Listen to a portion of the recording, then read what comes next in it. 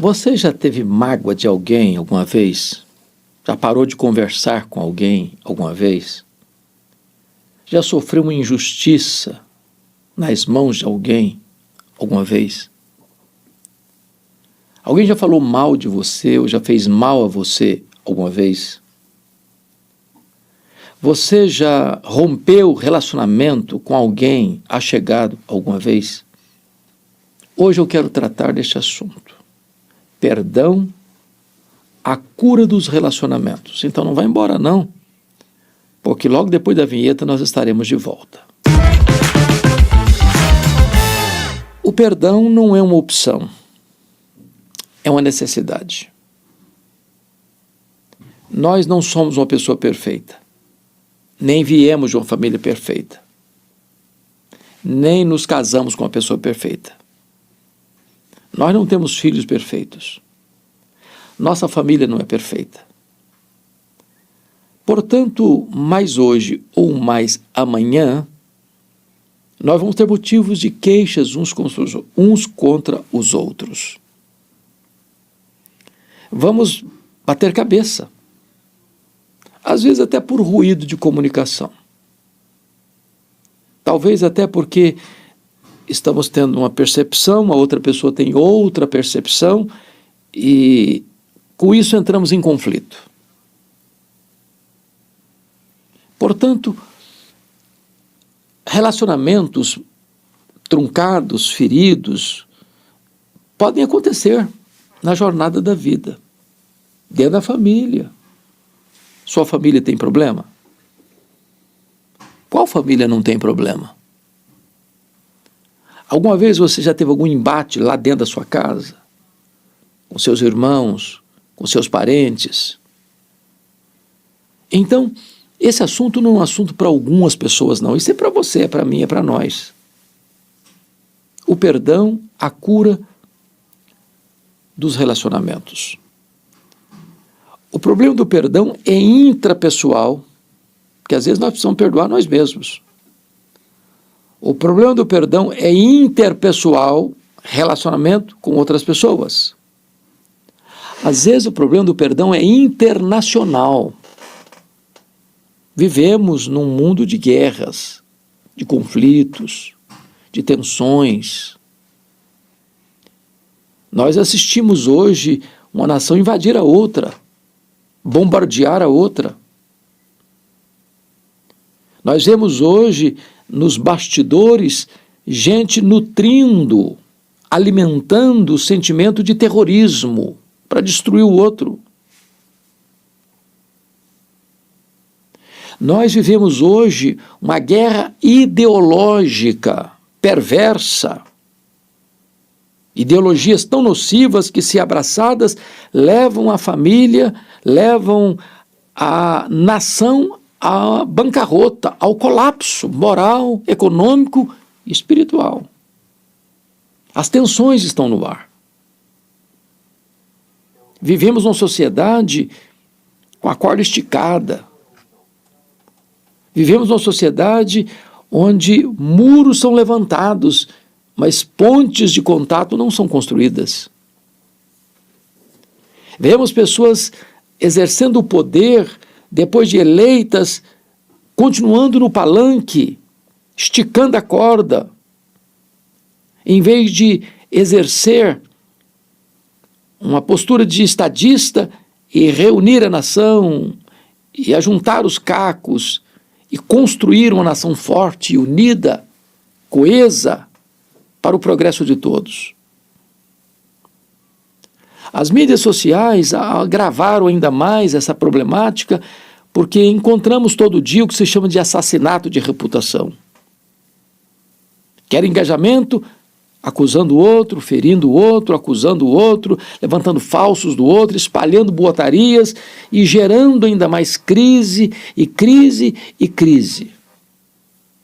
É neste mundo ferido, magoado, machucado, estressado, é que nós precisamos resgatar a realidade do perdão que cura relacionamentos. Quem nunca lidou com isso?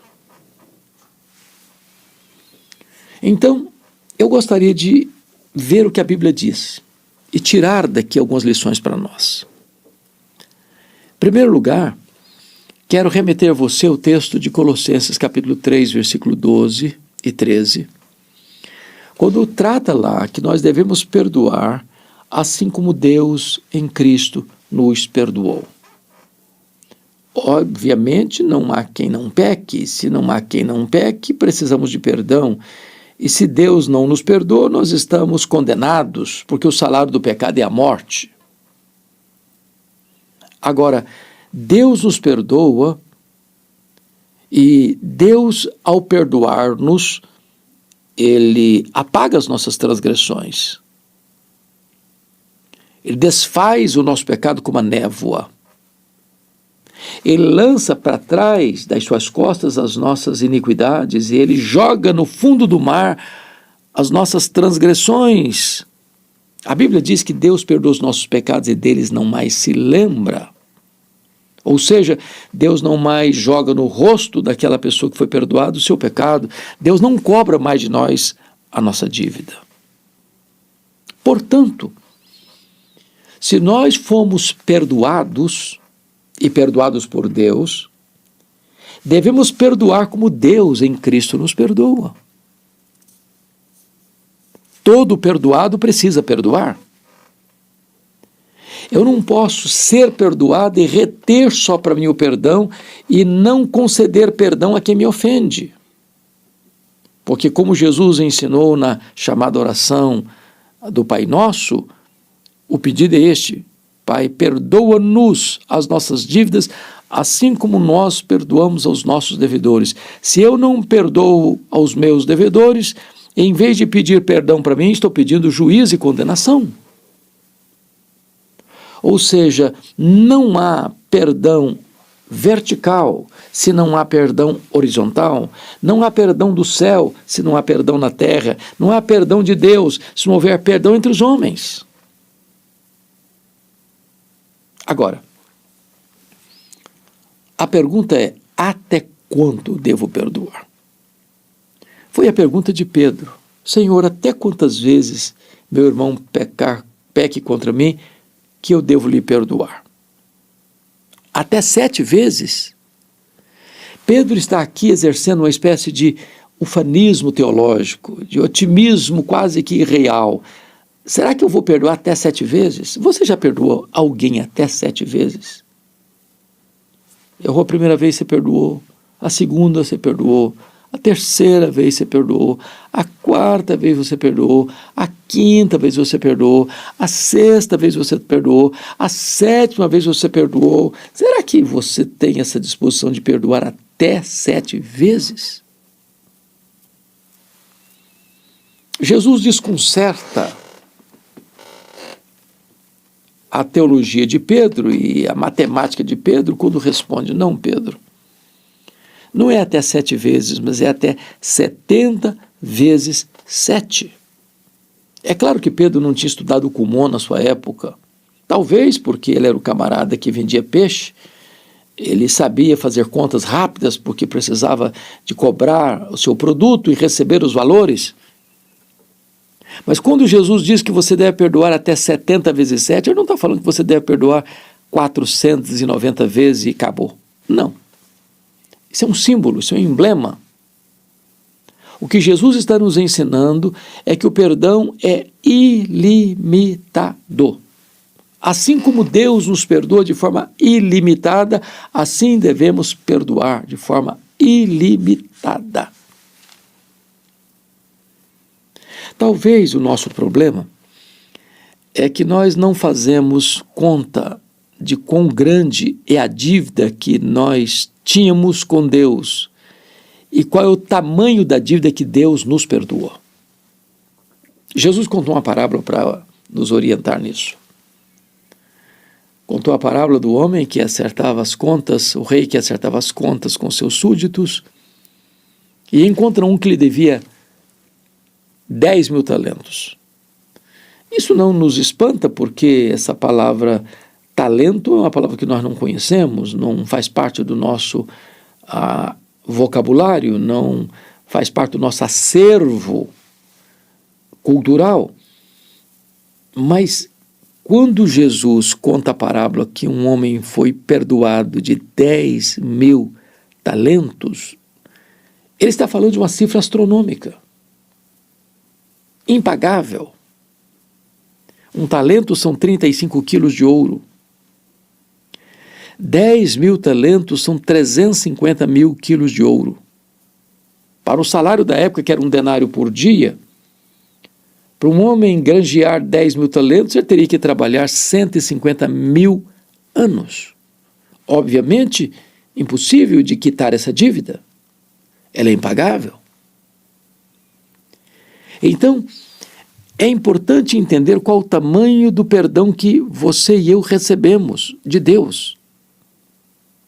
Porque se nós acharmos que a nossa dívida é pequena com Deus, nós não teremos entendido a verdade central do cristianismo. Eu não tenho mérito. Eu não posso salvar a mim mesmo. Eu não tenho condições de quitar a minha dívida com Deus para receber a salvação como uma medalha de honra ao mérito, como um troféu que eu conquistei pelas minhas obras, pelo meu esforço, pelos meus predicados morais, pela minha religiosidade. A salvação é uma obra exclusiva da graça de Deus. E graça é um dom imerecido. Uma vez que eu fui tão perdoado, o papel agora é perdoar como eu fui perdoado. Até 70 vezes 7. Isso significa que nunca você pode sonegar perdão para alguém. Por mais grave que tenha sido a falta, por maior que tenha sido a sua dor. Se houver arrependimento, deve existir perdão. Então, até quanto perdoar? De forma ilimitada. De forma ilimitada. Mas ainda uma pergunta se faz necessária para compreender o perdão, a cura dos relacionamentos. Como eu devo proceder nesse ato de perdoar? Então, Lucas 17 levanta essa questão a partir do verso 3 e Jesus começa assim: acautelai-vos. E por que Jesus introduz o assunto de perdão com a palavra cautela? Porque quando você lida com perdão, você está lidando com relacionamentos estressados, feridos, magoados. Quando você fala de perdão, é porque alguma coisa aconteceu, que machucou, que doeu, que estressou, que esticou a corda, que produziu desavença, separação. E às vezes, se nós não tivermos cautela, no ato até mesmo de pedir perdão ou perdoar, podemos agravar a crise. Por exemplo, aquela pessoa hiper espiritual que se julga o santarrão do século, diz: eu vou lhe perdoar porque você é um crápula e eu sou um homem de Deus. Então, apesar do que você fez, eu, por ser um homem de Deus, resolvo perdoar a você, que é um crápula. Isso é arrogância. Isso não tem nada a ver com o espírito de perdão. Cautela. Para você não pregar uma taxinha com a marreta de 5 quilos. Para você não humilhar a pessoa antes de liberar perdão para ela. Perdão não é um ato de justiça, perdão é um ato de misericórdia. Deus não nos perdoou porque temos mérito ou porque merecemos o perdão, não. Ele nos perdoou apesar de sermos fracos, ímpios, pecadores, inimigos. Agora note, o amor de Deus é incondicional, mas o perdão não é. Há perdão de Deus para você, para mim, para nós, quando há em nós arrependimento. Não há perdão onde não tem arrependimento. É por isso que Lucas vai nos informar que se o teu irmão pecar contra ti 7 vezes no dia, e 7 vezes no dia vier dizer a você: estou arrependido, perdoa. É claro que Jesus, nesse texto, cria uma hipótese, uma possibilidade de alguém ofender outra pessoa num mesmo dia 7 vezes. E num mesmo dia, 7 vezes, vir e pedir perdão, vir e pedir perdão, vir e pedir perdão, vir e pedir perdão. E parece que esse é um rosário monótono de um falso arrependimento. Mas, mesmo que essa possibilidade seja muito remota, quase impossível, o que Jesus diz é o seguinte: em havendo arrependimento, precisa haver perdão. É por isso que lá em 1 de João 1,9 diz que se confessarmos os nossos pecados, Deus é fiel e justo para nos perdoar os pecados e nos purificar de toda injustiça. É preciso primeiro haver consciência do erro, do pecado, da falha, da transgressão, para que então haja um pedido de perdão e então o perdão ser liberado.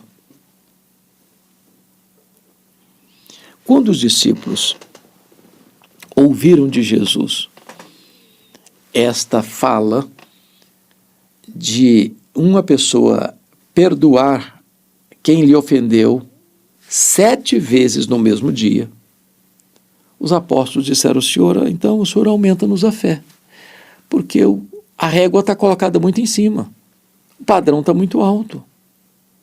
Nós não temos essa capacidade. E é verdade. Perdão não é uma coisa natural.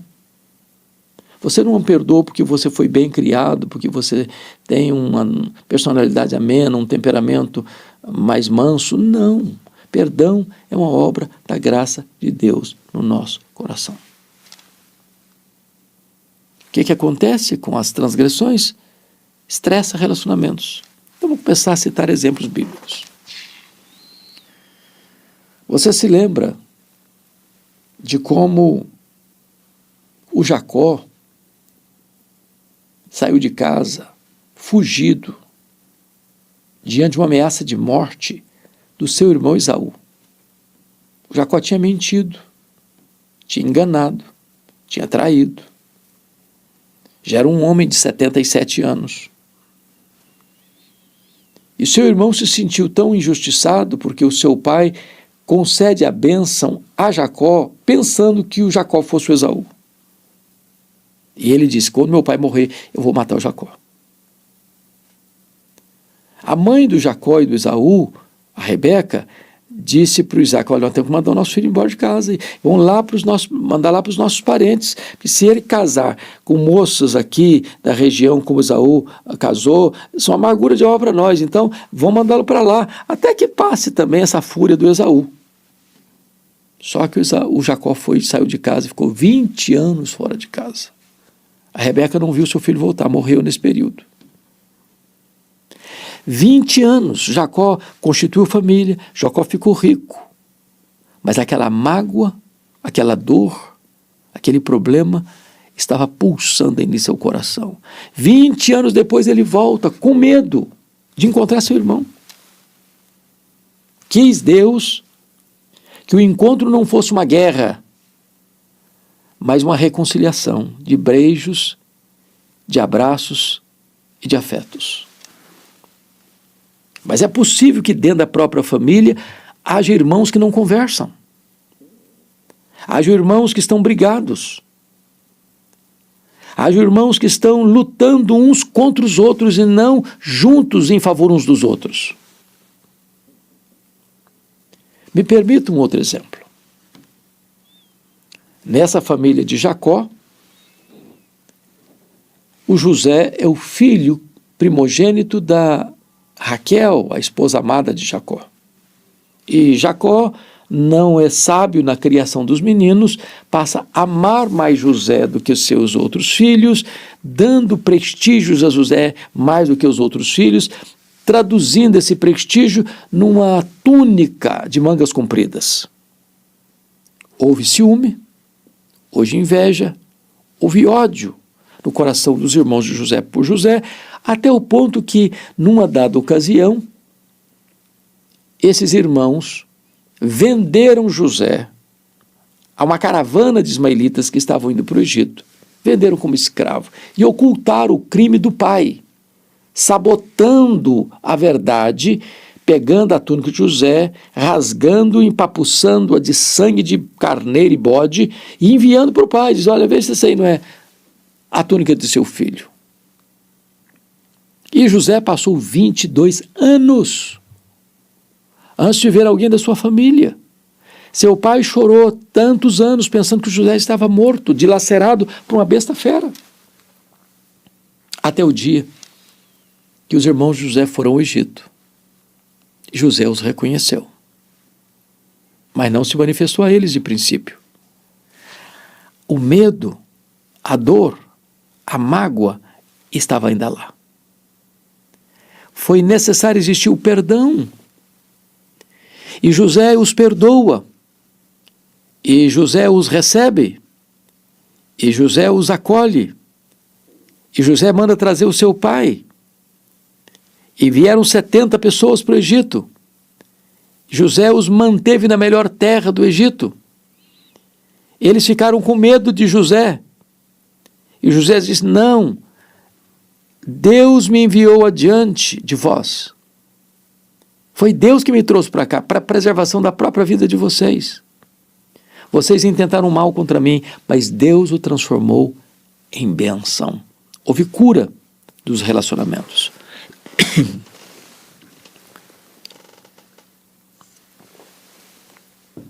Me permita outro exemplo, a família de Davi. Davi foi um grande rei. Davi foi um grande estadista. Davi foi um grande guerreiro. Davi foi uma bênção para a sua geração. Ele serviu a sua geração, diz a Bíblia. Mas Davi não teve habilidade de criar os seus filhos.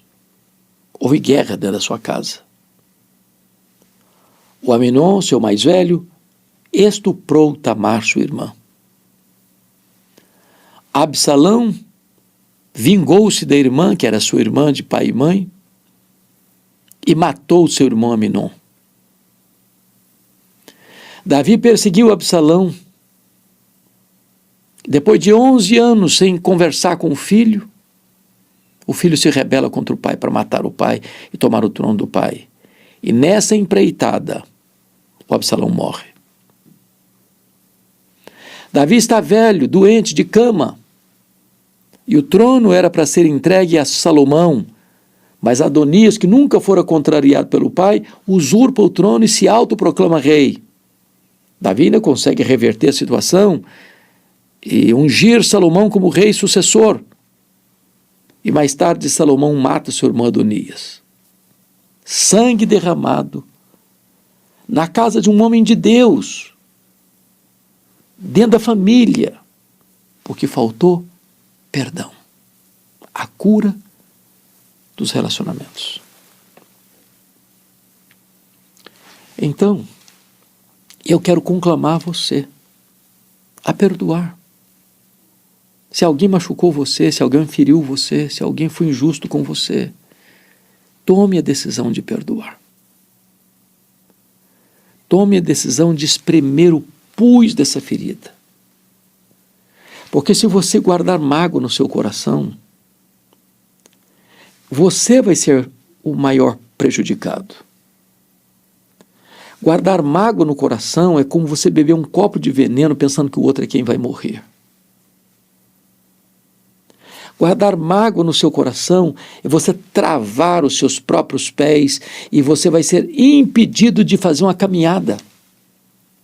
Quem não perdoa, diz a Bíblia, não pode ser perdoado.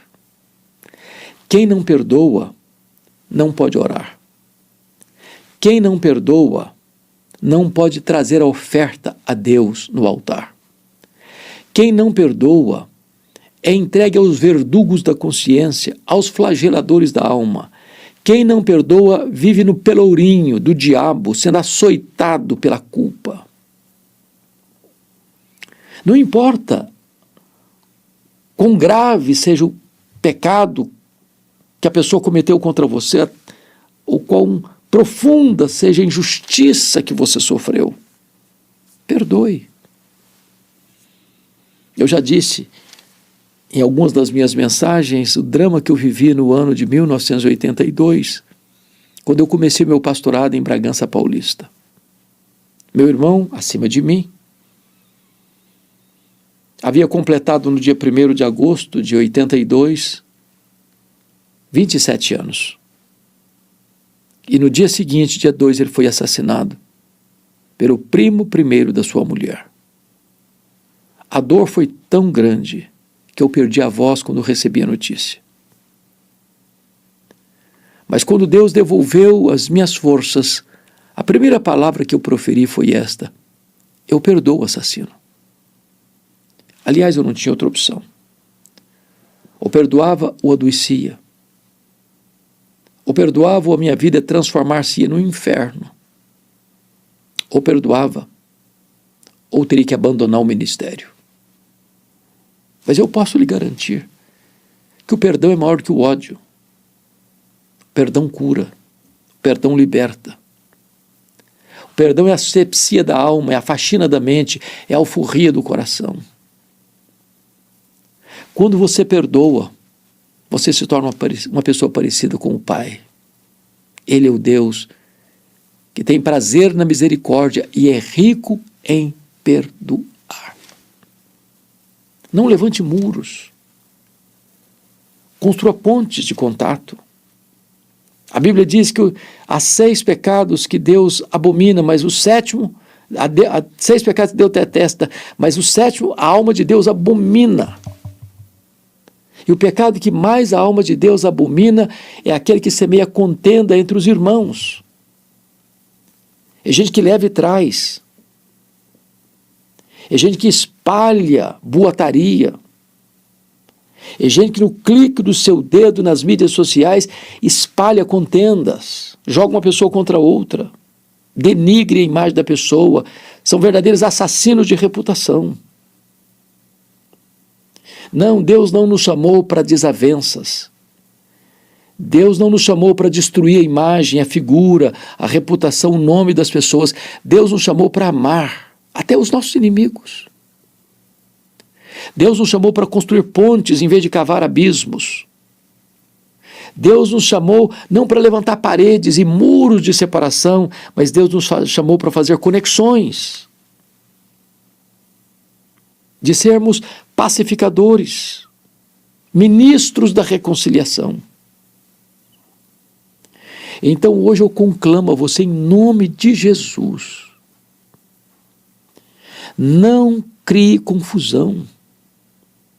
Pare de jogar uma pessoa contra outra. Para de denegrir a imagem das pessoas. Pare de falar mal das pessoas, porque foram criadas à imagem e semelhança de Deus. Se a pessoa fez mal a você, a única maneira de você lidar com isso é vencer o mal com o bem. É vencer o mal com golpes de bondade.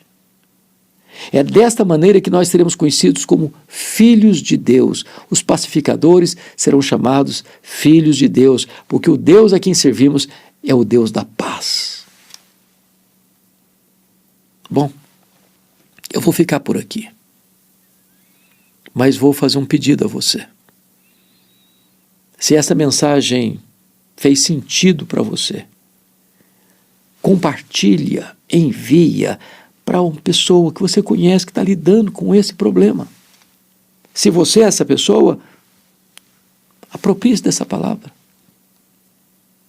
Dando o seu like e compartilhando essa palavra com outras pessoas, claro, essa plataforma do YouTube vai reconhecer que essa palavra é importante e vai valorizá-la ainda mais. E você pode fazer um pouco mais. Se inscrever no canal, aqui, se você ainda não está inscrito. Eu quero contar com a sua ajuda, para que esta mensagem de cura e restauração possa ser levada a muitas e muitas outras pessoas. Deus abençoe muito você. Deus abençoe o seu coração. Lembre-se, o perdão é a cura dos relacionamentos. Deus abençoe sua vida. Minha gratidão.